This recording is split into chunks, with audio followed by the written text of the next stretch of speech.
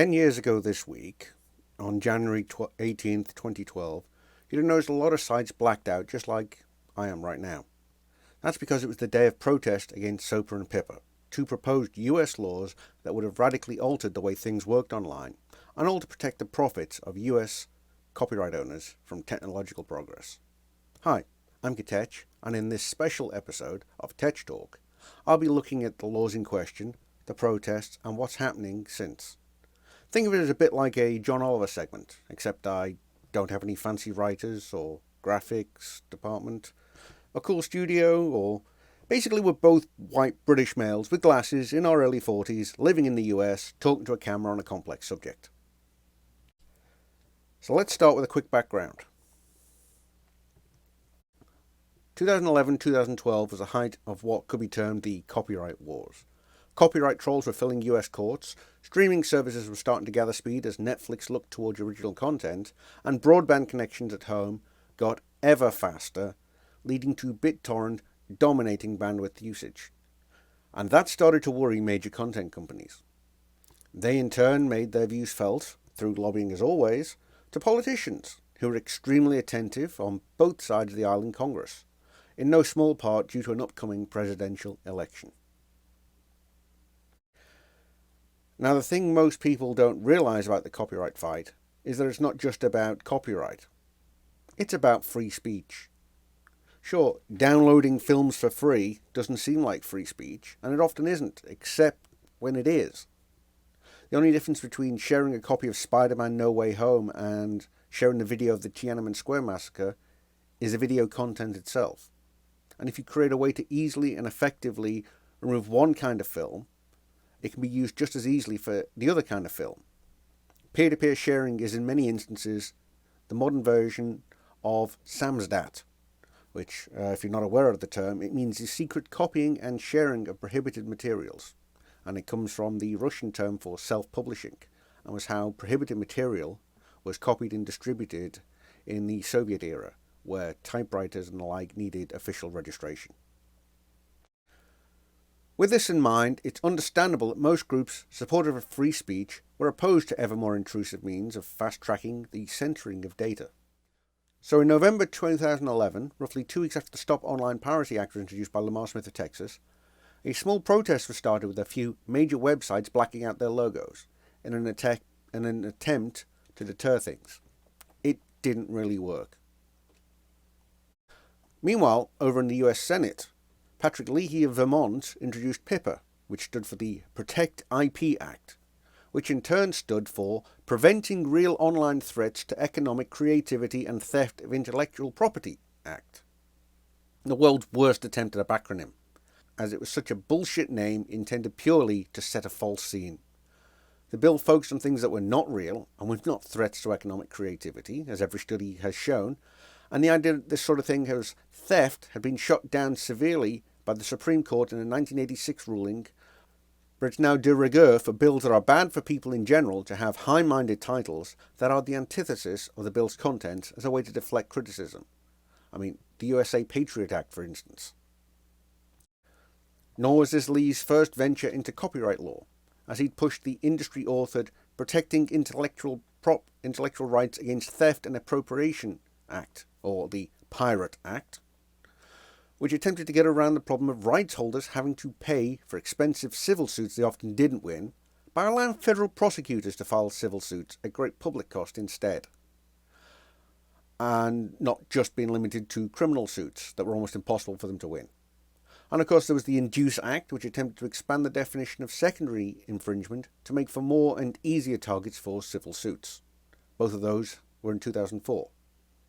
In 2007, he tried the Intellectual Property Enforcement Act, which again tried to push civil suit powers and costs onto the taxpayer for the benefit of these major entertainment groups, while also eliminating much of the burden of proof required in criminal cases. A rather major change to the entire judicial system. And then in 2010, he wrote the forerunner to PIPA, the Combating Online Infringement and Counterfeits Act, or COACA, which is yet another attempt to deputize the US government's Department of Justice to act in the protection of entertainment industry profits, this time by allowing them to file a case against any domain in the world and demand it be taken down, or that financial service providers block access to those sites. I'm sure to many entertainment lobbyists it sounded great, but it borrows heavily from government diktats in repressive regimes. So what was in SOPA and PIPA that was so bad? Well, PIPA was basically a refresh of Lee's COACA, and was all about saying the government should start filing suits to protect major lobby groups from having to spend money on enforcement, and doing their own rather sloppy enforcement. And yes, most enforcement is incredibly sloppy and inaccurate, which is a topic I'll get to in a short bit. SOPA did all that, but it went further. It wanted to criminalise unauthorised streaming, which would have included anything that could be covered under fair use, but before any fair use determination is made, and encourage domain holders and network and payment processors to drop any site, not necessarily any account on the site, but the whole site, that may have been infringing material based on an accusation, and by threatening liability on them if they didn't. But if they do it voluntarily, they get immunity from the consequences of their actions. In short, take every problem you've ever had or experienced with the Digital Millennium Copyright Act notice and takedown system and make it 10 times worse. Because if there's a bad thing created by lobbyists, it makes sense to continue making the same mistakes but bigger if the lobby groups are sufficiently powerful. So this is perhaps a good time to point out that even with the best will in the world, identifying infringement online is poor in general, and it's often made worse by an insistence by major copyright holders that their profits, now they're in their entrenched positions, are the most important things in the world, and that if they can't protect their work from uppity proles, then there'll never be another creative thing done ever again. Which kind of misses the point that if we applied the same rules now to those major players when they were starting up, they'd have been sued into the ground themselves and never gotten to the position they are now. If you're wondering why Hollywood, for instance, is where the film industry is based, it's because the movie industry fled west in the late 19th and early 20th century to avoid paying royalties and licensing to companies based on the East Coast. And most major US publishing companies got their start publishing books that were not covered by copyright, basically infringing them, because the US did not recognize non-US copyright at the time. But yes, accurate claims of copyright infringement are incredibly hard to make. Between 2007 and 2013, one of the most watched lawsuits in the copyright law sphere was Viacom versus YouTube, where Viacom was suing YouTube for vast amounts of infringement of their content. It turns out that a lot of the claimed infringement that Viacom was suing for was not infringement at all, but had been uploaded by Viacom employees and by 18 different marketing agencies hired by Viacom, making them authorized clips that were being sued for being unauthorized. Now either Viacom knew they weren't infringing and were doing it because they could and to show up, how badly it was being enforced. And yes, some companies do make false claims of stuff they've uploaded themselves just to make money and to win suits. But if it wasn't deliberately done, then that's worse. That means that not even the rights holder knew what wasn't infringing. And if they don't know, then how can anybody else know? It's highlighted the bizarre Kafkaesque world of copyright enforcement to the world at large, just before SOPA and PIPA hit Congress. In fact, as of right now, there's been exactly one case in the 24 years of the DMCA which has dealt with improper takedowns following a claim, and that was Lenz versus Universal Music, a case started in 2007 and where a final ruling didn't come until 2015, stating that Universal didn't consider fair use, something specifically stated to not be an infringement in copyright law, before claiming infringement and demanding a video of Lenz's 13-month-old son dancing to Prince be taken down. And while that case says fair use must be considered, it's toothless and has never been enforced on anybody else yet. In research published last month, of the 3.7 million disputed copyright claims in the first half of 2021, 60% were resolved in favour of the uploader. That sounds like there's a bit of a problem, but not a huge one, except verdict in favour of the rights holder can mean nothing more than the rights holder deciding that they're going to stick to their position and claim infringement no matter what. The verdict isn't decided by an independent party looking at the facts. It's asking the original claimant, did you mistakenly claim here? With no penalties if they say, no, I didn't. I'm still going to claim that. Which, when there's no penalties for making a false claim, there's no downside to making a false claim. The same can't be said for the uploader, with a YouTube help page saying that if you think the claim is invalid, you can dispute it. But if they don't think it's a valid reason to dispute the claim, the claimant can request the whole video be taken down and you get a copyright strike. So it's no wonder that with the deck so heavily stacked on the claimant's side, 99.5% of claims were uncontested.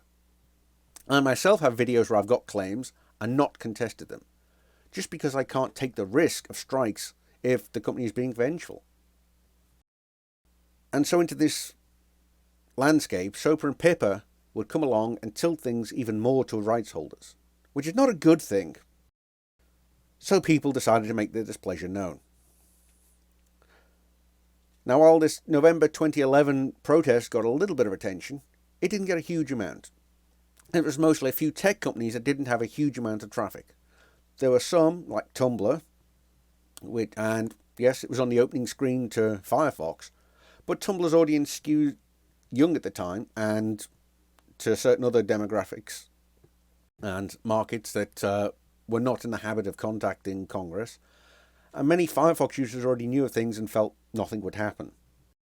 At the same time, there was a congressional hearing with a key government official supposed to look out for the public on this topic, Maria Palente, who is the Registrar of Copyrights, which is the fancy name for head of the US Copyright Office, repeated talking points from the US's biggest lobbying group, the US Chamber of Commerce. Yes, for those of you wondering, Chambers of Commerce are not government offices, no matter what their name implies. They're lobbying groups. Palente then quoted self-described advocate of the First Amendment, Floyd Adams. And just to get a little more context, Palente abruptly quit as Registrar of Copyrights in 2016 and took on the role as CEO of the Association of American Publishers, the lobby group for the big players in the publishing industry. So, no real conflict of interest there, gone from regulating, being the government official in charge of copyright, to being one of the heads of the major copyright lobbying groups. Floyd Adams, the First Amendment advocate, is on the board for Clearview AI, a facial recognition company that marketed itself to law enforcement as a way to chill First Amendment speech through facial recognition, and which created its own product by infringing the copyright millions of times, by copying people's photos from social media into their databases to create their product. It's just not a good parade of people looking out for the little guy behind these bills, is it? Perhaps worst was MPAA Vice President Michael O'Leary, who responded to claims that what he wanted in law would break DNSSEC, the thing that stops people hijacking sites, by saying, just change the code then. Clearly the guy with a law degree didn't bother checking with anybody that knew the topic. He'd spent 15 years implementing DNSSEC at that point. It was just coming into being. So to just assume it could be changed with a snap of his fingers is just the ultimate arrogance. That it'd be easy enough to solve if people just nerded harder, or some nonsense like that. So lots of people want to throw due process out the window just to protect the income of some rather rich lobbyist groups and mega-rich companies like Disney, at taxpayer expense. If the likes of O'Leary were interested in ensuring the creative people involved got paid, as they claimed in their testimony, and that these bills were going to ensure happened, they'd do things like scrap Hollywood accounting, which has screwed more artists out of money each year than the industry's claimed piracy has cost them in 30. For instance, Dave Prowse, a wonderful man I knew for over 20 years, was contracted for a share of the profits of Return of the Jedi, the third of the original 3 Star Wars films. Despite making over $500 million, far more than its $32 million budget, that seems like about a $450 million profit at least to me. Or it would be to anybody with the MPAA. He's not gotten a penny of it when he died in 2020 because they claimed the film still hadn't made a profit. Due to the unique way they managed to take income away from costs and keep taking away costs that they keep generating. When he went public about this in about 2008, 2009, he then got blackballed from official Star Wars conventions, which basically he had to do to earn a living, by George Lucas, just because he'd spoken up about it and highlighted that George Lucas and LucasArts and major studios like to screw their artists out of money.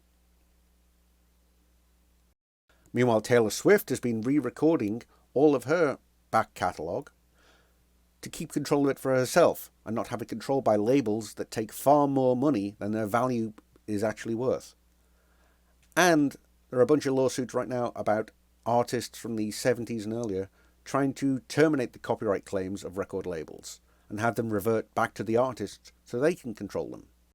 A thing in copyright law that happens after 35 years. You think with all this talk of compensating artists and how it's about being fair to creators, they'd be all for it, right? Nah, of course not.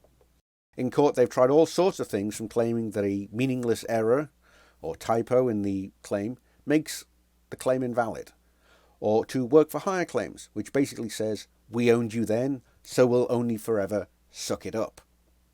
What I'm trying to say is a lot of shady practices going on to protect large media companies, and they want nothing more than laws like SOPA and PIPA to protect them more from competition. So what could be done about it? Well, people did take part of O'Leary's suggestion, and indeed nerded harder, and felt it was time to show people just what the internet might look like if they got their way. Got to call everything they wanted infringement and just have it be removed by accusation. Thus the online protest idea came about. There were two separate but similar groups working on things. First there was Fight for the Future, a group set up to coordinate protests across a number of sites. We'll get to them in just a minute. Secondly, there was Wikipedia, one of the biggest sites on the internet, certainly one of the most popular, but which had to approach things differently due to how it's run. Wikipedia is community run, so any major action had to be undertaken with the approval of its users. Although Wikipedia co-founder Jimmy Wales was heavily involved in pushing it to the users from mid-December onwards. It ended up being approved by some 90% of those who voted. Many of them outside the US, who were afraid of the impact both of the breaking of DNSSEC, that O'Leary thought was just nerd harder past, as well as how it can be used as a precedent in other countries and adopted in order to harmonise with them. Meanwhile, Fight for the Future got a lot of other sites to participate, from Google to gaming site GOG, Reddit to Roblox, Craigslist, Tumblr, and of course, my own site Politics and PDP took part, while images were whipped up for people to use on social media profiles. Here's what I had on mine. In most cases, the sites used scripts that blocked out some or all of the site, with a notice about the reason and a link to contact members of Congress to let them have their voice heard. You could usually use the site as normal, but only after you clicked past the bars. And the impact just by Wikipedia alone was staggering, as it pushed the legislation and its impact to millions who weren't aware of it, let alone what it could do. All of a sudden, teenagers trying to look up to see if MLK had said anything other than the two sentences usually quoted were made aware that they could lose access to everything they'd grown to like, need, and depend on, all to pad the coffers of executives. There were millions of emails sent to members of Congress, almost all in opposition to the bill. And despite the best efforts of damage control by those sponsoring the bill, Senator Leahy claimed, for instance, people need to understand that the Protect IP Act would only affect websites that have been judged by a federal court to have no significant use other than engaging in theft, whether through stolen content or the selling of counterfeits. Conveniently forgets under federal law, there's no such thing as stolen content. And that both infringing content and the sale of counterfeits is not theft. So that he didn't understand the law as it is, which is bad if you're going to write a law, you probably want to understand it, or he was lying to save face. But there was no form of verbal judo that could hip-toss the protest to the ground, and the bill's sponsors knew that no matter how much campaign funding they got from their lobbyists, nothing would save them in a re-election were they to continue to push the bill. So in 24 hours, ProPublica showed a shift in Congress from 84 and 31 against to 65 for and 101 against. With that, the scheduled votes were cancelled and the bills died. And they weren't alone, as a related international trade treaty called ACTA, the Anti-Counterfeiting Trade Agreement, died a few months later as people, now aware of the issues, took greater scrutiny of bills around the world, including trade deals and treaties. Especially after the youngest member of the European Parliament, my friend Amelia Andersdotter, wrote a report for the Committee on Industry, Research and Energy, recommending it reject the agreement, which it did, leading to other committees and eventually the European Parliament as a whole to vote against the treaty, killing it dead. It's now 10 years on, and so what's changed, if anything? Well, not a lot really. Despite a bunch of objections, the European Parliament rammed through the Directive on Copyright in the Digital Single Market in 2019, which had many aspects of PIPA SOPA.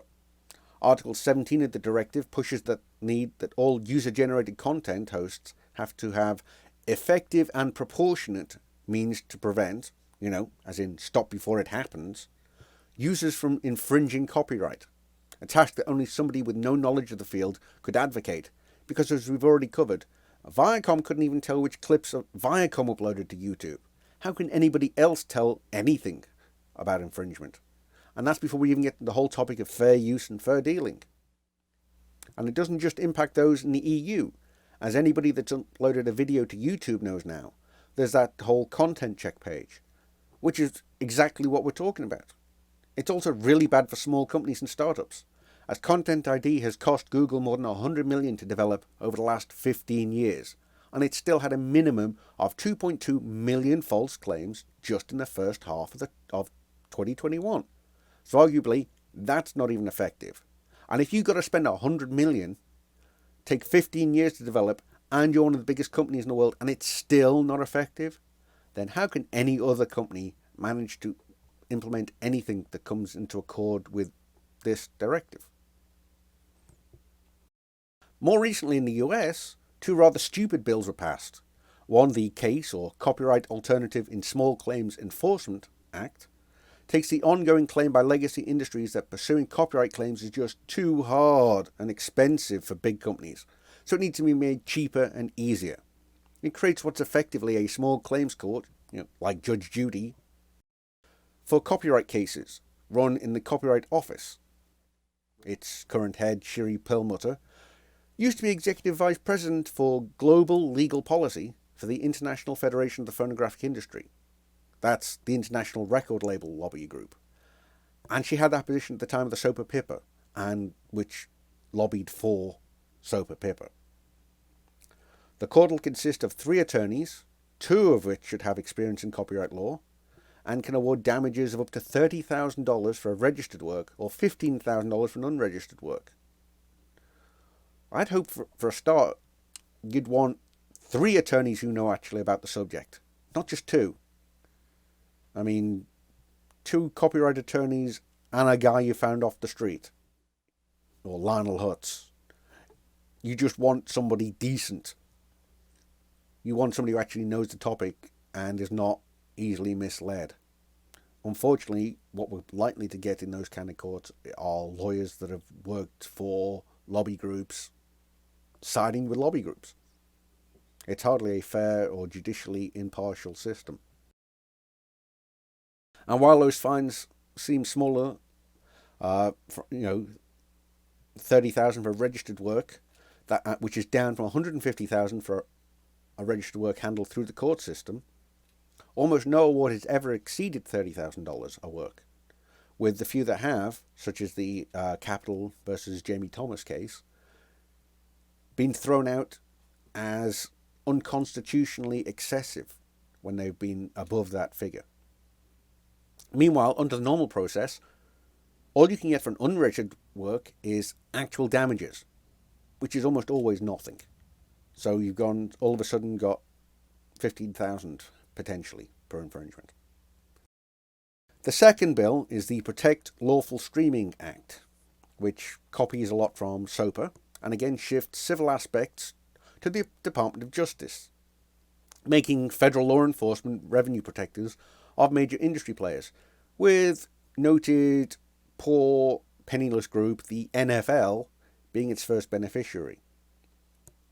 It's also really telling that neither bill was passed on its own or even attempted to pass on its own merits, but was folded into an omnibus Consolidated Appropriations Act, an omnibus spending bill that kept the government funded and contained government COVID stimulus, and which was an absolute must-pass bill. When you have a bill that's so distasteful that you may have problems getting it passed on its own, that's the only way to do it, is to throw it in with making sure that law enforcement and park rangers and food inspectors and everything else in the federal government gets paid. So why have we not seen more protests like the one 10 years ago? Well, for one, it takes a lot of coordination. It took a month to get Wikipedia to approve the blackout, and a while to get other sites on board as well. For that, it has to be a really major issue to a lot of people. By breaking down bits of the original act into smaller chunks, into things like the Protecting Lawful Streaming Act, they can pass them in small bites, which doesn't rise up to a need for a big protest. So there's just no, justification for a huge protest. It's also going to be a lot less effective now. Part of what made it such a good protest was that lawmakers figured the January 18th protest would be along the same lines as the minor protest of the previous November, and the shock of its actual impact made a difference. They were expecting a pea shooter, and they got a tank-busting rotary autocannon. Like the Spanish Inquisition, surprise was its greatest weapon. That said, there have been the odd occasion that is similar, the best known being the net neutrality consultations. Partly driven by John Oliver after he did segments on the topic, the avalanche of responses not only crashed the FCC comment site, it surprised industry insiders to the point they had to resort to identity theft and a deceptive, duplicitous FCC chair, or now ex-FCC chair, who lied to Congress in order to kill it. And we'll cover net neutrality more in a later episode. So while we may not get another blackout, it's not because it's not effective. It's because lobby groups are now afraid of taking big steps and opening themselves up for public attack. So now it's down to an occasional light skirmish rather than a bold, all-or-nothing Zergling rush, which at the very least means that any attempt to destroy the internet will take longer. So in a sense, the protest of 10 years ago is still resonating and working, albeit to a far lesser extent 10 years on. With that, thank you for watching, and if you've liked this, please like and subscribe, and do leave your thoughts and responses in the comments below. And if you have any suggestions for topics or for guests for Tetch Talk, I'd love to hear them. But until next time, thank you and goodbye.